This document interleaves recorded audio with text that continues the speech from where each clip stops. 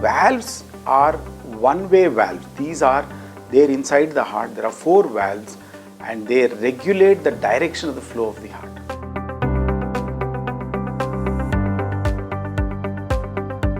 Aortic valve is situated between the left ventricle and the aorta.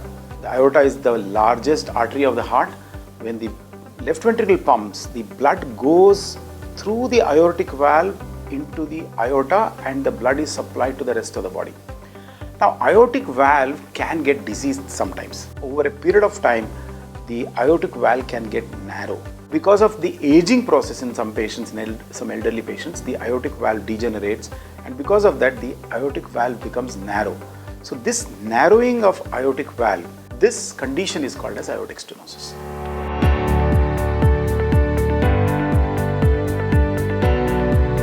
Sometimes patients can experience chest pain, especially when they walk or walk fast or climb some kind of a physical or psychological exertion. When the heart beats harder, then they can have chest pain, what we call as angina. Commonly, patients have breathing difficulty. When they walk, they get breathless, and they sit down, they become relieved from the breathlessness. Extreme narrowing of the aortic valve reduces the blood flow to the brain, and people can have giddiness, or sometimes they can even fall down unconscious. There are a good number of patients with significant aortic stenosis who can be asymptomatic. They have no symptoms, but they are routinely, when they go for a routine heart check, then the doctor can find out that there is a problem in the heart, and then they are accidentally detected.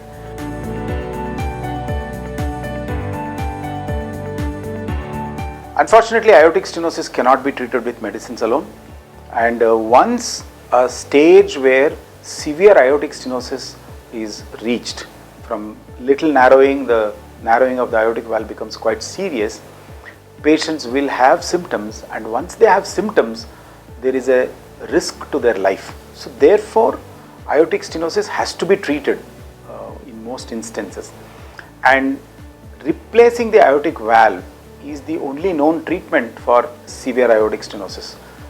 Now, replacement can be done in 2 ways. One of them is the traditionally done, what is called a surgical aortic valve replacement, or these days we call it as SAVR, and then where it's an open heart surgery, the chest is opened up and the heart is cut open, the valve which is diseased is removed, and an artificial valve is implanted and stitched into it.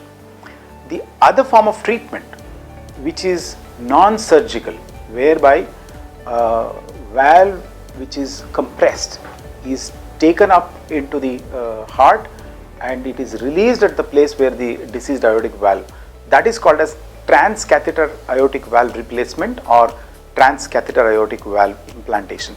So these are commonly abbreviated as TAVR or TAVI.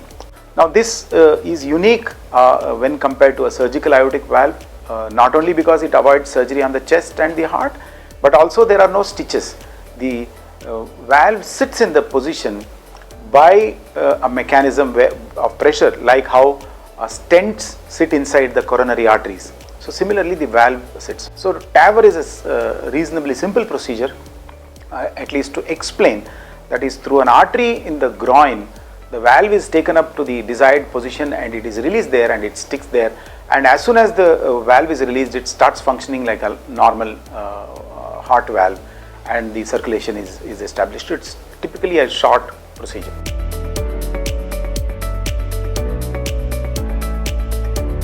Patients who are older, who have multiple other system diseases, what we call as comorbidities, because of which the risk of aortic valve open heart surgery is high, in such patients who are unfit or who are very high risk for open surgical replacement, those are the best candidates for TAVR procedure.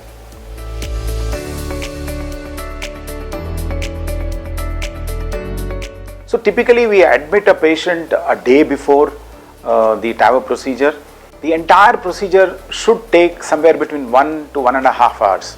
So in general, we can say the patient can recover well within a week's time if there are no complications.